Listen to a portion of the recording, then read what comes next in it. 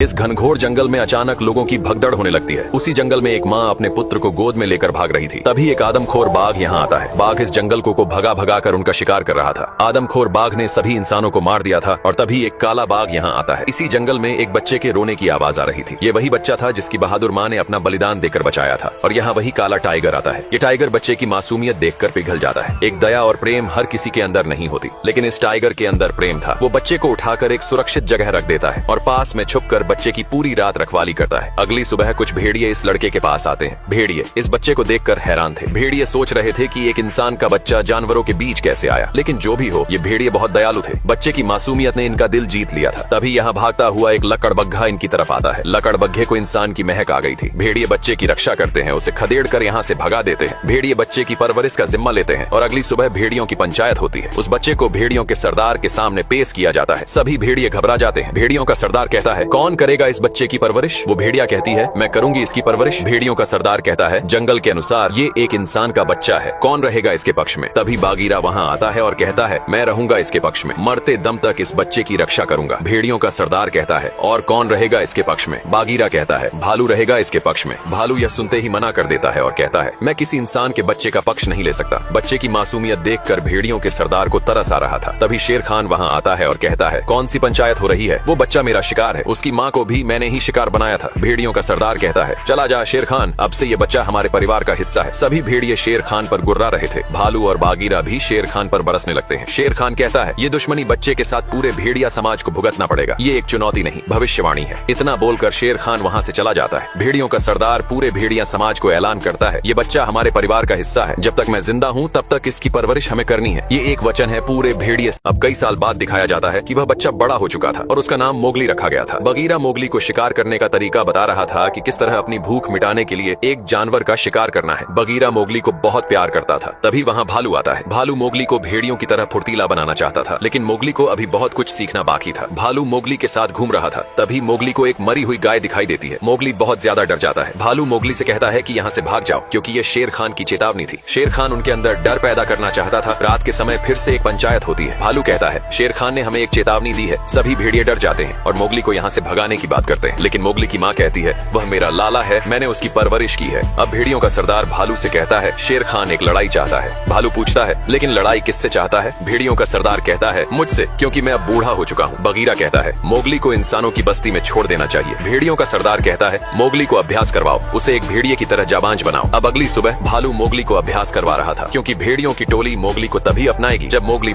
अब मोगली जंगल के पानी में आनंद लेकर नहा रहा था। वह पानी के नीचे चला गया, लेकिन अचानक पानी के ऊपर शेर खान आ गया। मोगली शेर खान को देखकर डर गया। शेर खान वहाँ अपनी प्यास बुझाने आया था। उसने शायद भांप लिया था कि मोगली पानी के नीचे है, इसलिए मोगली अपनी सांस रोककर बैठा रहा। थोड़ी देर बाद शेर खान वहाँ से चला गया। मोगली जल्दी से पानी से बाहर निकलकर भागने लगा। वह बहुत डर गया था, क्योंकि शेर खान उसके पीछे था। मोगली गिरता पड़ता भाग रहा था और अचानक एक गहरे गड्ढे में गिर गया। मोगली की आवाज सुनकर बगीरा दौड़ पड़ा। शेर खान ऊपर घूम रहा था, लेकिन थोड़ी देर बाद मोगली की तरफ एक सांप जैसी चीज आती दिखी, जो उसे लपेटने लगी। पर वह एक बड़ा हाथी निकला, जिसने मोगली की जान बचा ली। मोगली इस एहसान को कभी नहीं भूलेगा। इसके बाद मोगली बगीरा के साथ वहाँ से चला गया। शेर खान छिपकर यह सब देख रहा था। रात के समय मोगली अपनी भेड़िया माँ के साथ अपना दुख साझा कर रहा था। वह कहता है, माँ, मेरा बचपन से एक ही सपना था कि मैं सबसे अच्छा भेड़िया बन सकूं और मैं साबित करके रहूंगा कि मैं भी एक भेड़िया हूँ। ये मेरा घर है। भेड़िया माँ कहती है, हाँ बेटा, ये तुम्हारा ही घर है। अगली सुबह मोगली अपनी बात को साबित करने के लिए भेड़ियों की रेस में भाग लेता है। भेड़ियों का सरदार कहता है, अगर कोई इस रेस में चूक जाता है तो बगीरा उस पर जरा। अब मोगली भेड़ियों की दौड़ में हिस्सा लेता है। मोगली खुद को एक बेहतर भेड़िया साबित करना चाहता था। भेड़ियों का सरदार कहता है, इस दौड़ में जो भी चूक जाएगा, बगीरा उसका शिकार करने में जरा भी नहीं हिचकिचाएगा। मोगली अपनी पोजीशन में तैयार था। अब रेस शुरू होती है। सभी भेड़िए और मोगली एक साथ भागते हैं। इस भेड़ियों की दौड़ में एक इंसान का बच्चा भाग रहा था। मोगली बुद्धि और साहस के साथ दौड़ रहा था। वो एक शॉर्टकट रास्ते को अपनाता है। मोगली कूदकर पेड़ की डाली को पकड़ लेता है, लेकिन कहाँ जाता है? इंसान कितने भी प्रयास क्यों न कर ले, लेकिन वो दूसरों की तरह बिल्कुल भी नहीं बन सकता। मोगली के साथ भी वही हुआ था। मोगली भेड़ियों की रेस में पीछे हो चुका था। बगीरा मोगली को पकड़ रहा था, लेकिन मोगली खुद को बचाते हुए भाग रहा था और बगीरा मोगली को दबोच लेता है। एक पल को ऐसा लगा कि बगीरा मोगली अपना दुश्मन समझ रहा था। भालू बगीरा को मोगली से दूर हटने को बोलता है। बगीरा मोगली से दूर हट जाता है। भालू कहता है, मोगली, तुमने अच्छी कोशिश की थी। मोगली कहता है, बगीरा ने केवल मेरा ही पीछा किया, मैं इस दौड़ को जीत सकता था। मोगली नाराज होकर यहाँ से चला जाता है। भालू बगीरा पर बहुत गुस्सा था। भालू ने नहीं रोका होता तो बगीरा मोगली का शिकार कर देता। बगीरा कहता है, ये सब मैंने जानबूझकर किया था। दोनों आपस में लड़ने लगते हैं। तभी एक भेड़िए का बच्चा इनके पास आता है और बताता है, अब बंदरों का झुंड मोगली को उठाकर ले जा रहा था। यहाँ बगीरा और भालू आपस में लड़ रहे थे। तभी एक भेड़िए का बच्चा यहाँ आता है और दोनों को बताता है मोगली को बंदरों की टोली उठा ले गई। ये सुनते ही बगीरा और भालू दौड़ पड़ते हैं। ये सभी बंदर निर्दयी थे, मोगली को एक अंधेरी सुरंग में लेकर आ गए थे जहाँ एक से एक खूंखार बंदर थे। मोगली को कुछ मालूम भी नहीं था कि उसे कहाँ लाया गया है। तभी एक दहाड़ सुनाई पड़ती है। ये दहाड़ उसी शेर खान की थी। सारी चाल इसी दोगले शेर खान की थी। मोगली के सामने शेर खान था। मोगली को बिल्कुल भी होश नहीं था। शेर खान कहता है आखिर आ ही गया, उठ पहाड़ के नीचे कहाँ गए तेरे। वो दोनों मसीहा बगीरा और भालू। शेर खान मोगली को अपना भोजन बनाने ही वाला था। तभी भालू और बगीरा ऊपर की दीवार तोड़कर अंदर आते हैं मोगली की रक्षा के लिए। भालू और बगीरा दोनों ब्रह्मास्त्र थे। ये जब तक है तब तक कोई मोगली का बाल भी बाका नहीं कर सकता। तभी एक बंदर उछलकर भालू पर हमला करता है, लेकिन बगीरा लपक कर उस बंदर की गर्दन दबोचकर फेंक देता है। दोनों तैयार थे। मुकाबला करने के लिए सभी बंदर भालू और बगीरा को नोचने लगते हैं। खूंखार बंदर बगीरा और भालू को नीचे ले जाते हैं। शेर खान के लिए रास्ता बिल्कुल साफ था। वो मोगली की तरफ बढ़ता है। तभी एक और फरिश्ते की एंट्री होती है। ये एक बड़ा सांप था। सांप सभी को चेतावनी देते हुए कहता है छोड़ दो इस इंसान के बच्चे। अब मोगली शेर खान के चंगुल से बच गया था। मोगली यही सोच रहा था आखिर इस बड़े सांप ने मोगली की जान क्यों बचाई थी। तभी मोगली के पास उसका दोस्त आता है और कहता है मोगली तुम इतने उदास और अकेले क्यों बैठे हो, तुमको तो भेड़ियों के झुंड में रहना चाहिए। मोगली गुस्से से कहता है मैं भेड़िया नहीं हूँ और तुम मेरी इतनी फिक्र क्यों कर रहे हो, तुम तो वैसे भी एक डरपोक भेड़िए हो। मोगली ने गुस्से में आकर बहुत कुछ बोल दिया था। अब वो समय भी आ चुका था। सभी भेड़िए और भेड़ियों का सरदार मिलकर शिकार करने वाले थे। अगर कोई भी भेड़िया शिकार करने से चूक जाता है उसे सभी भेड़िए मिलकर मार डालेंगे। सभी भेड़िए शिकार करने दौड़ते हैं, लेकिन भेड़ियों के सरदार से शिकार निकल जाता है क्योंकि अब ये बूढ़ा हो चुका था और शेर खान को एक मौका मिल चुका था। भेड़ियों का सरदार यहाँ आता है और कहता है ये तुम ठीक नहीं कर रहे हो। शेर खान कहता है मैं जो भी करता हूँ ठीक ही करता हूँ, मैं अपने मन का राजा हूँ। भेड़ियों का सरदार कहता है तुमने इंसानों के जानवरों को मार डाला जिस वजह से इंसान जंगल तक आ गए। शेर खान कहता है तू खुद को देख बूढ़े सरदार, तूने भी तो एक इंसान के बच्चे को पनाह दी है, उसे अपने परिवार का सदस्य भी बना लिया और तुम तो शिकार में भी चूक गए हो। तुम्हारे ही बनाया हुआ नियम के अनुसार तुमको अपने ही भेड़ियों की टोली से लड़ना होगा। भेड़ियों का सरदार कहता है जो भी इस लड़ाई में मुझे हराएगा वो भेड़ियों की टोली का